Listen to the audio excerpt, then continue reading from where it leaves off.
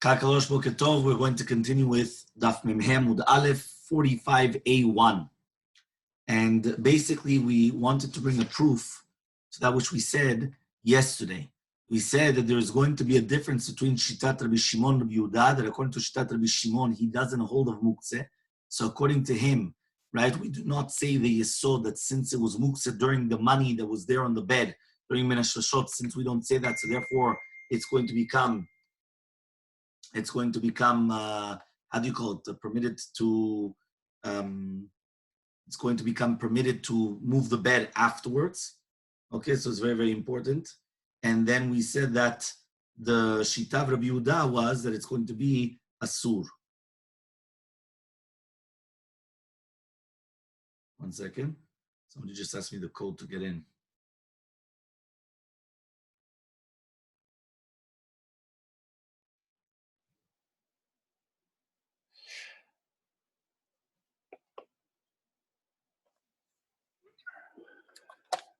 Okay. So that was yesterday's daf where we said the difference between Rabbi Shimon and Rabbi Yehuda. According to Rabbi Shimon, he doesn't hold of Muktzeh. According to Rabbi Yehuda, the second that it became a basis on Shabbat, which means on the onset of Shabbat, it was basis of Devar Asur, it became prohibited, right? So therefore it became prohibited also for the entire Shabbat. So that's how we finished off yesterday's daf, okay, which was Mem Dalet.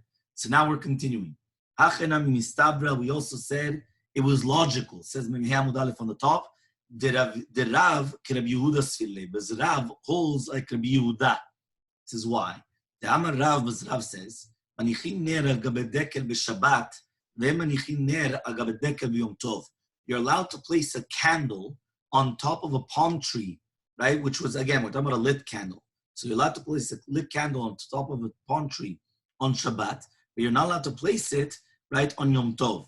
Why? Because since on Yom Tov it's not Muktzeh, we're going to suspect that you're going to take it off from the tree, and then you're using the tree on Yom Tov. But on Shabbat, the candle is Muktzeh. So therefore, the second that you put it there before Shabbat, and it was there, you're not going to move it. So therefore, that's it. So you're allowed to put it there before Shabbat. There's no problem whatsoever. Okay? Now he says, if you're going to tell me that Rav holds like Rabbi Yehuda, so then that's perfect. That's why there's a difference between Shabbat and between Yom Tov. Right? Why? Because Shabbat is going to be permitted because you can't move it because he holds a Muktzeh. And in Yom Tov it's going to be, on Shabbat it's going to be permitted because since it's Muktzeh, you're not going to move it off. And on Yom Tov it's going to be prohibited because we're going to suspect you're going to move the candle and then it's going to be a problem. Okay? So he says, right, however though, if you're going to tell me that Rabbi Shimon, that Rav holds like Rabbi Shimon, which basically means that there's no Muktzeh. So Mali Shabbat Mali Yom Tov, what's the difference in Shabbat and Yom Tov? I'm going to suspect that the second that the candle came off, right, it went off, it blew off, I'm going to come and I'm going to take it off the tree. And then I'm going to use the tree on Shabbat.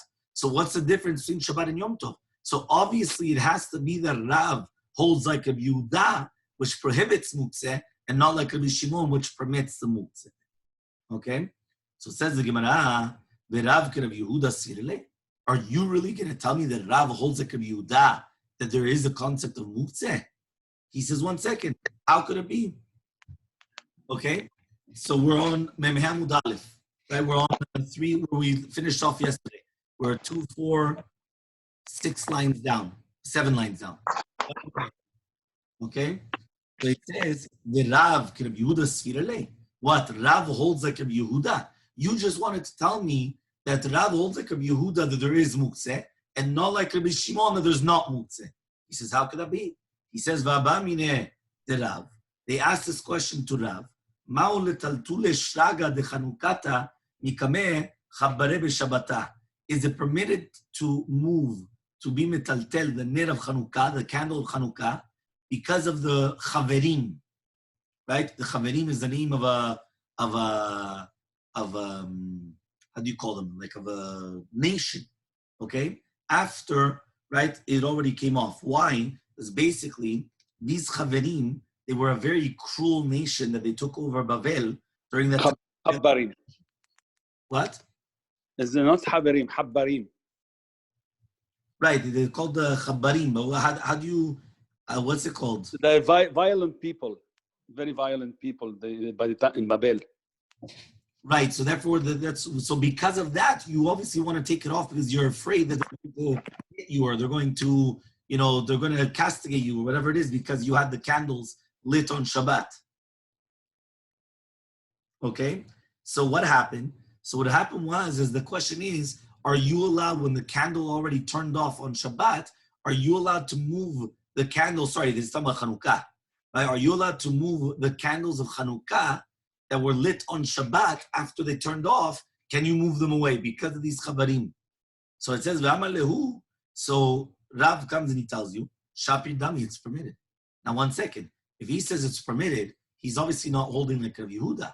I don't understand what's the question because you could just answer that obviously because of sakana is going to be different. But right, let's just we'll stay in the question. The question is, how could you tell me that Rav holds like Rav Yehuda?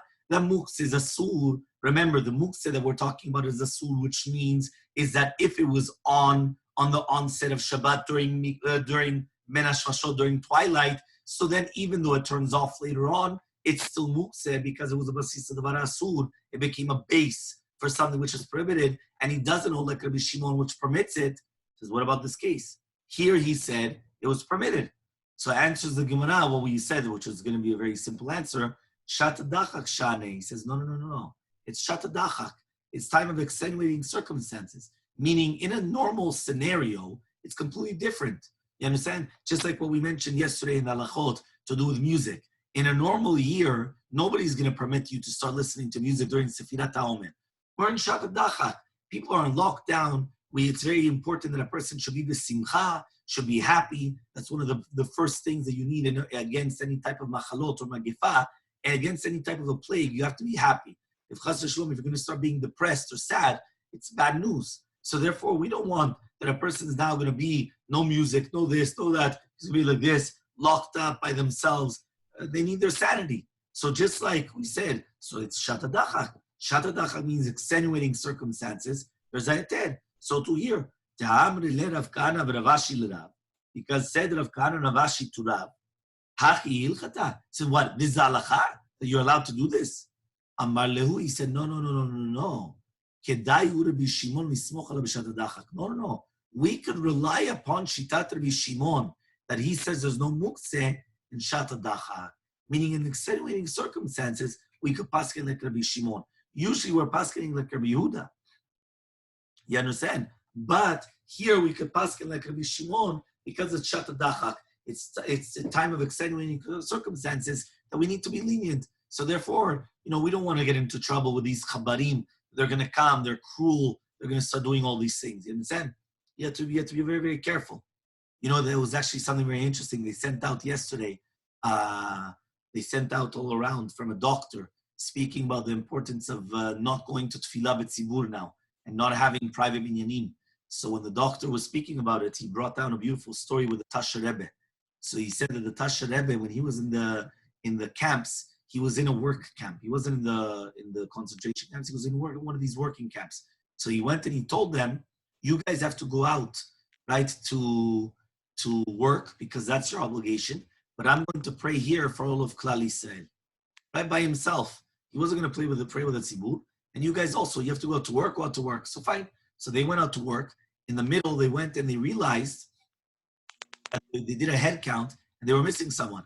So they went into the bunkers and they saw him, they caught him, he was praying. So what did the general do? The general came and he grabbed, right, the Tasha Rebbe, and he started banging him every single step that he was going down from the barracks. He was banging his head against the steps.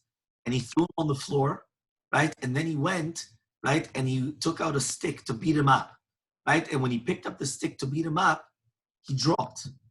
Yeah, he fainted on the spot. Yeah, so they went and they were all, what's going on over here? So they went, they picked him up and they told him, right, that when he was, back, they said, we're going to shoot him dead now. He said, no. If he wants, he could continue praying in the barracks. Yeah, which is something incredible. And they let him pray throughout the entire time. They let him pray by himself in the barracks for the entire Klal Yisrael, right? But everyone else went out to work, right? Why? Because at the end of the day, in extenuating circumstances, the person has to pray by themselves They have to pray them themselves. What are they supposed to do? We are honest, right? We're force majeure. We don't have any other choice. That's what we have to do. Okay? So he says here like this. So it says the Gemara, Ba min Resh Lakish and Rabbi Yochanan. So Resh Lakish comes now and he asks from Rabbi Yochanan, we're talking about now the Yisur of Muktzeh. Okay? So now what we're going to say is as follows. Chitim shezram bakarka. Right? Imagine right now I take chitim, yeah, and I put them in the karka. Right? I put them in the ground. Hold on one second. Let me just check if there's any picture. No, there's no pictures here. And hey, nothing. Okay. So imagine right now I have chitim that they planted them in this wheat that they planted in the ground. Ubetzim tachat tarnegolet. Or I have the eggs which are underneath the tarnegolet, underneath the rooster in order to fertilize them, in order to make them have the chick. Mao. What's the halacha according to Rabbi Shitat Rabbi Shimon? Does he hold that now I'm allowed to come and take these chitim in order to eat them? Right? So obviously, if it's just regular wheat that I didn't plant, there's not a question, obviously, because they're not muktzeh. You could eat it raw. But we're talking about that you planted it already. You put it in the ground. Or you have these eggs, right? Which usually, when they're raw, you could eat it, but you put them underneath the rooster in order to fertilize, in order to make a chick. So are you allowed to come and allowed to eat these things or allowed to take them? Do we say that Rabbi Shimon does not hold of lumuktzeh? Right? That's only if it's not going to be when you didn't push it off. Right? Sorry, that you didn't push it off. Yadayim. But here, if you push it off with your hands, he does hold of muktzeh. Here, at the end of the day, what did you do? You took this wheat, which was fitting to eat, and you planted it. Now that you put it in the ground, you pushed it away with your hands, and now you're not going to eat it anymore. The same thing with the how do you call it? The egg. The egg, you were going to eat it raw, but now that you put it physically underneath the rooster, so he could fertilize it, so she could fertilize it, and now it could make it into a hatch like an egg. You were the one that were doched zev yadayim. You were the one that pushed it off with your hands. So do we say that that's considered that you pushed it off with your hands and therefore it's going to become muktzeh even according to the Shitat Rabbi Shimon? Or maybe there's no difference. Odima loshna. So Amalei, so Rabbi Yochanan answered Resh Lakish, and he comes and he says, En muktzeh Rabbi Shimon, there's no muktzeh to Rabbi Shimon, ela shemen shebener b'sha'ah shu dolek, but only the oil in the candle when it's lit, right? Since it was already utzad to the mitzvah, which means at the time when it's lit, that oil was designated, was segregated only for the mitzvah of a lekat nerot. So that's the only time when he says there's muktzeh. Other than that, there's no muktzeh. Okay? So says the Gemara, he doesn't hold of utzal mitzvato. Vatanya, what about another case? Vatanya, we learned, sikecha kilchata. What happens if you put, right, the schach, right, like the halacha, v'itra b'kramim, but you put beautiful, we're talking about like curtains, we're studying surin, talaba gozin, farkasin, shkedim, remunim, parkalei, shalanavim, but you hung up on it walnuts, and farsakin is the plums, or the farsek is peaches, shkedim are walnut, or almonds, you got pomegranates, or ashkelot clusters of grapes, atrosh shibolot, yenot, shmanim, saltot. You're talking about whether it's going to be wine, oil, flour, and glass cups, right? You put all these things inside. You're not allowed to use it until till the end of Sukkot.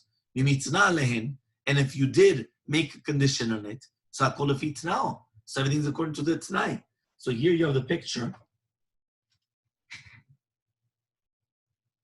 It's over here. Okay, so you have, over there, you have the Aleph. Okay, you see on the Aleph, Bet, Gimel, Daled, there you have on the side. So you have there all the different things, whether it's going to be Kramin, right? Kramin is this one over here, which is a beautiful picture, right, on the wall, right? That's Kramin. Then you have the Stidim and Suyin, right? Then you have Bet, that basically it's like a curtain, but it's sticking out. This flower here is sticking out from the curtain. It's like it sticks out. Okay, then you have whether it's going to be the ekozim shkedim farsakim, which is basically on the top, gimel daled hey vav, right? The rimunim, the pomegranates, all the things on the top. Okay, and then you have over here the cluster of grapes. Here you have the shibboleth shual. This is the shibolin, right? The kernels. Okay, so you have everything there in the sukkah. Okay, so now all these things you came, right, and you designated it to beautify your sukkah in it. Okay, so when you designated it to beautify your sukkah, it says over here that you're not allowed to use it until Motzei Yom Tov Acharon of Chag. Imitzna lehen, and if you made a condition on them before the Chag, so everything comes according to your condition. So it comes out, right, that why? Because it's muktzeh. So it comes out that it's not only, right, so it's already enough in a chefetz shu'uktzah mitzvah that it's considered muktzeh. So it says the Gemara, 1 second. How do you know this case is Rabbi Shimon?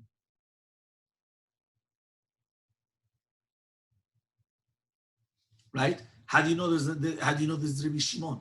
Because that was the question. The question is, what was the only muktzeh that Rabbi Shimon had? Rabbi Yochanan answered, Rabbi Shimon does not hold a muktzeh if you push it away from your hands, which was the case of the chitim, the wheat that you planted or the egg that you put underneath the rooster. He says the only time, right, the only time that he holds a muktzeh is the shemen shebaner, the oil in the candle when it's lit.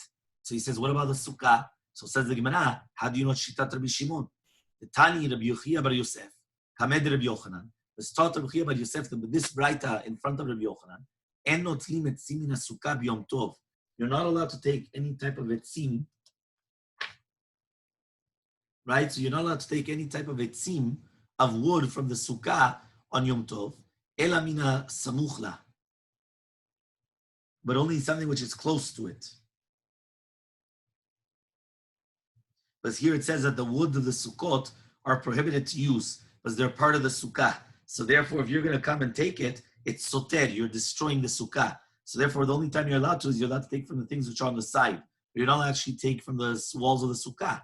Rabbi Shimon matir, Rabbi Shimon permits you to take it after they fell off from the sukkah, which means if they already fell off on the sukkot, it's permitted. So here it says, however though, shavim besukat achad bechad. However though, they both agree, right? That means basically whether Chachamim or Rabbi Shimon both agree, sheyasura, that it's prohibited during Sukkot. But if you made a condition, hakol now. So it comes out that even according to Shitat Rabbi Shimon, right? So even according to Shitat Rabbi Shimon, he does hold of the concept of uktzah lemitzato. Uktzah lemitzato means that the second that it became muktzeh for the mitzvah, for that which you needed it, it becomes prohibited. So answers the Gemara, ke'en shemen shebener kamlinan. It says, no, the kavanah is anything which is like the oil inside of the candle. And therefore, the whole of uktzah lemitzato, but since it was prohibited, it was segregated because of the mitzvah, uktzah leisuro. You're not allowed to use it as well because it became prohibited for the yisur. And therefore, anything which is like the shemen shebener, so the same halacha would apply to the sukkah, right? If it was right now prohibited because of the sukkah, because it became like the sukkah, it's prohibited. That's it. There's nothing more to talk about. Itmar Nami was also stated. Amar Rav Chia bar Abba Amar Rav Yochanan. Says Rav Chia bar Abba, the name of Rav Yochanan. En muktzeh Rabbi Shimon ela ke'en shemen shebener b'shah shu dolek hol v'uktzah lemitzato uktzah leisuro. It says there's no muktzeh to shitat Rabbi Shimon, only like the shemen shebener shu dolek. Since it's uktzah lemitzato uktzah leisuro. Okay. Ke'en. You see, he added in the word ke'en. Ke'en means anything like it, which means it's not the only case. Anything which is similar to that case is the same halacha. Okay? Next. So now we just said that according to Rabbi Shimon, right, he says only time that there's going to be muktzeh is only when it's uktzah lemitzato, which means it was designated for its mitzvah. Says the Gemara, Amar Rav Yehuda Amar Shmuel, says Rav Yehuda name of Shmuel, en muktzeh Rabbi Shimon al grogovitz mokim milvad. There's also no muktzeh to Rabbi Shimon on foods, unless it's grogorot and tzimukim, which basically is that when you used to take the grogorot tzimukim, they used to take them up to the gag, to the roof, in order for them to dry out.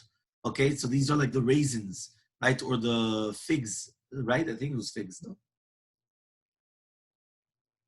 Yeah, the figs and the grapes to the roof in order that they should dry out, in order to make them the special food. So he used to put them on the roof, and then they used to dry out. So when you put them up there, that's when already they become muktzeh. Okay? Why? Because basically they're not fitting for Shabbat at all to eat. So therefore they become mukse. Okay? So says the Gemara, there's no other type of mukse according to Shittat Rabbi Shimon. That means according to Rabbi Shimon, we just learned that we had in food, it's these figs or grapes that you took up to dry. And in another mukse is but there's no other type of mukse according to Rabbi Shimon. Batanya, we learned in the Braita, imagine you're eating figs and you had leftovers. So you took them up to the roof to make grugrot, to make these dried figs. Okay? Or banavim, you were eating grapes, and you had leftover. So you put them up to the roof in order to make raisins, right? Grugrot. So he says, simukim. So he says, lo yochal, you're not allowed to eat it on Shabbat, ad shiazmin, until you're mazminotam to eat them before Shabbat. Which means until you don't prepare them to eat them before Shabbat, you're not allowed to eat it on Shabbat. The same halacha would apply to a farsakim, a chabushim, right? A farsakim are usually like the plums that they become apricots, no? Not plums, peaches, no? Anybody have their English? Peaches, quinches.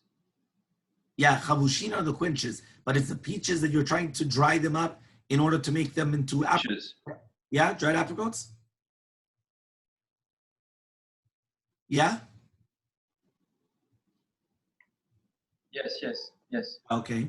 So, and then he says the quinches, I guess the same thing. You're drying them up for some reason. Or I guess you eat them dry.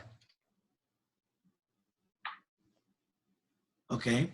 So he says over here, right, what's going to happen? He says, here you also have mukse. Mani, who is this? If you're going to tell me it's of Yehuda, one second, according to Shittat of Yehuda, even if you didn't push it off with your hands, he holds of mukse.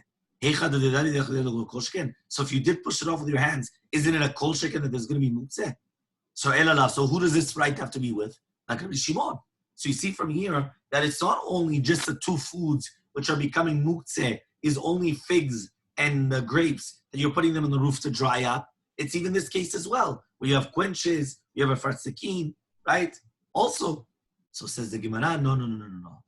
Leolam Rabbi Yehuda, really this writer is going according to Rabbi Yehuda. The ochel etzichale, but there's a chidush by food. Why? Salka daita chamina, I would have thought of saying, given the ka'achil ve'azil, right? Since you're eating from these fruits, it comes out that you are never mesiach da from them. That means even though you put them on the roof to dry up, and now you're changing the form of a fruit from a regular fruit to a dry fruit, you never really took your mind off of them.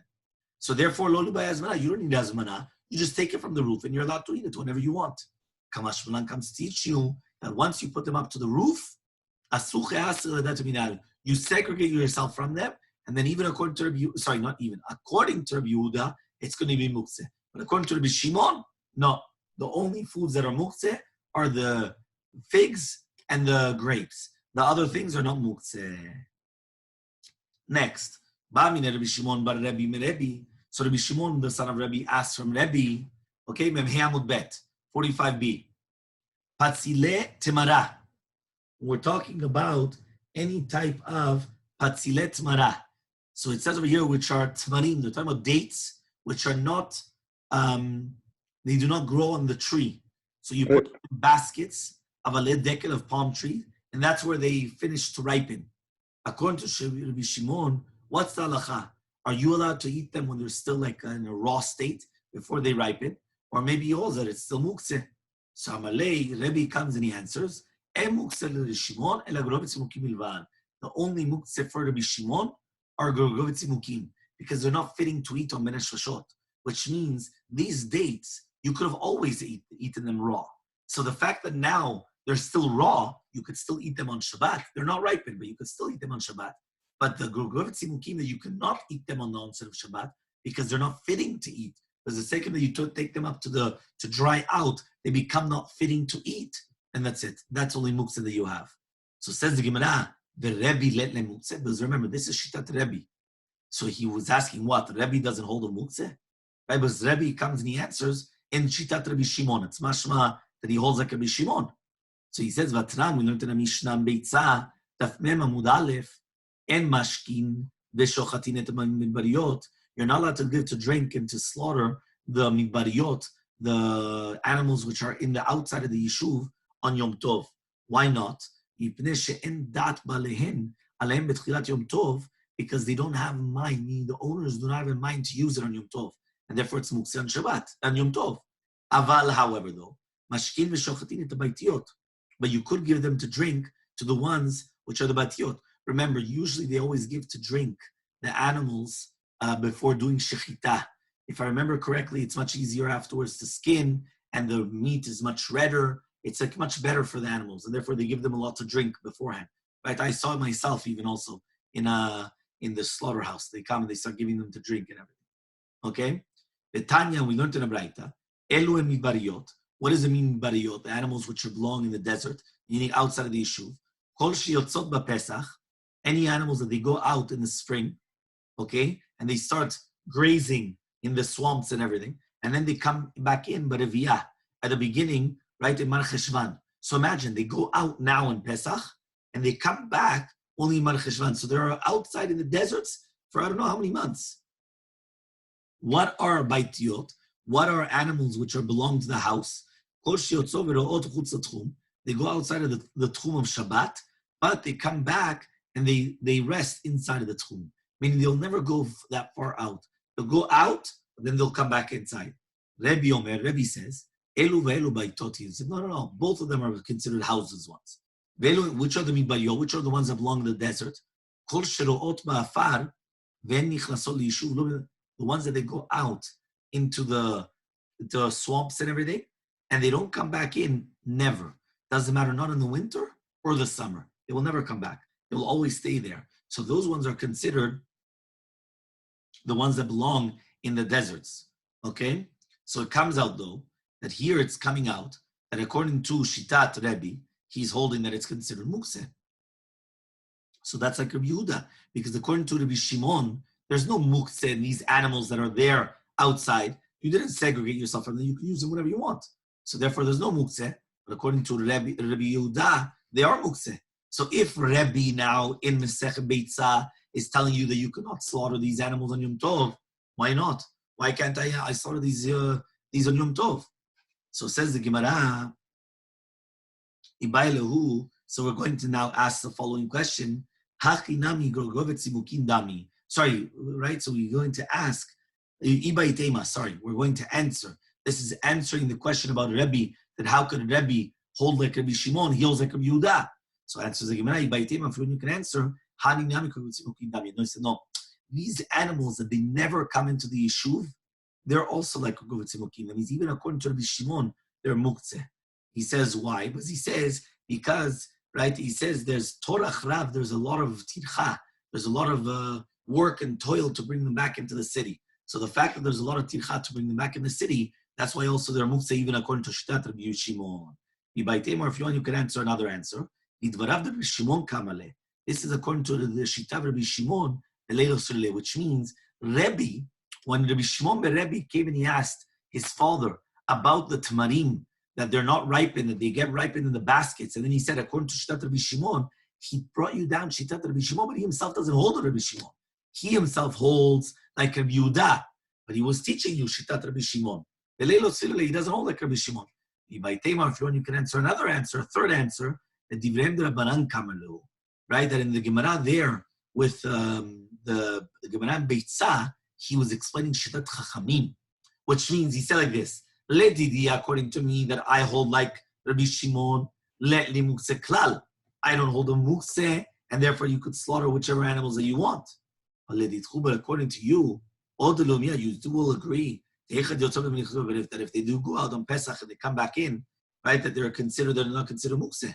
The Rabbanan Amrullah says, no. Even in that case, if they go out on Pesach and they come back in the Mar Cheshvan, they're also considered mibariyot. They're also considered in the desert ones, and therefore you're not allowed to slaughter them as well. So we have three different answers to answer up Shitat Rebbe, whether he holds like Rabbi Shimon or not hold like Rabbi Shimon.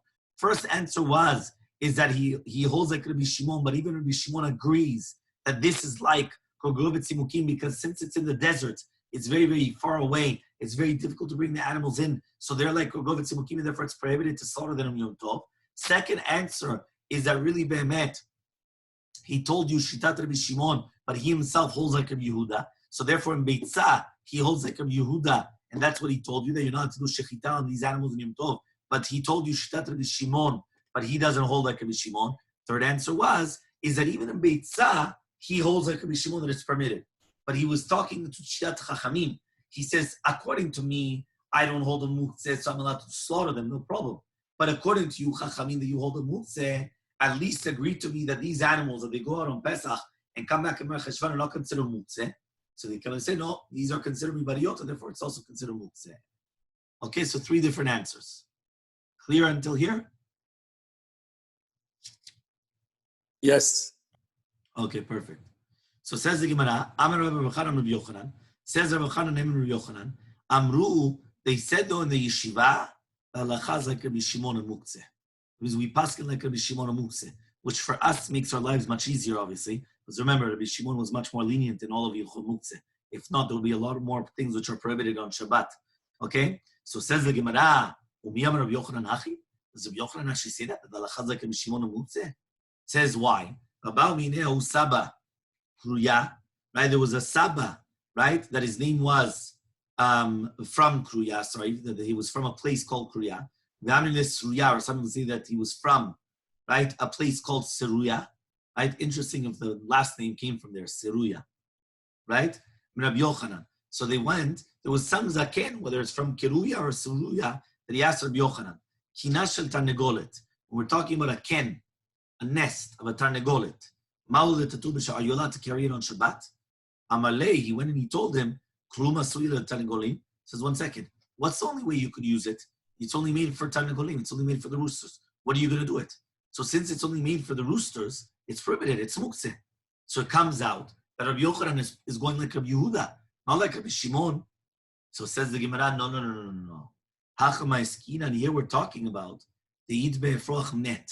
That this nest has an efroach met on Shabbat, which means it died on Shabbat there. So therefore, it's muktzeh even according to Shitat Rabbi Shimon, and that's why Rabbi Yochanan said that you're not allowed to move it because it's a basis of the Vara Asur.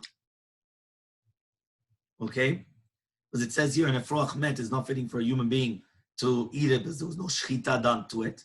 He says, however, though if it died before Shabbat, it's not considered muktzeh because you could have given it to the dogs. But now that it died on Shabbat, so therefore, it died suddenly, so it's muktzeh even according to Shitat Rabbi Shimon, because it's not fitting for the dogs. You didn't have in mind to give it to the dogs on Shabbat. Okay? So says the Gemara,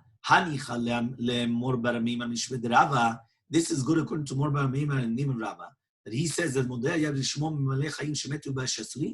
this is only good according to the Shita, that Rabbi Shimon agrees to muktzeh in a case of an animal that died on Shabbat itself, which means before Shabbat it was healthy, and it died suddenly on Shabbat, that it's going to be asur, because you didn't think about it on Shabbat to give it to the dogs. He says, but according to Mor Bered Rav Yosef Mishmed Rava, according to Mor Bered Rav Yosef the name of Rava, Tamar, that he says, that Rabbi Shimon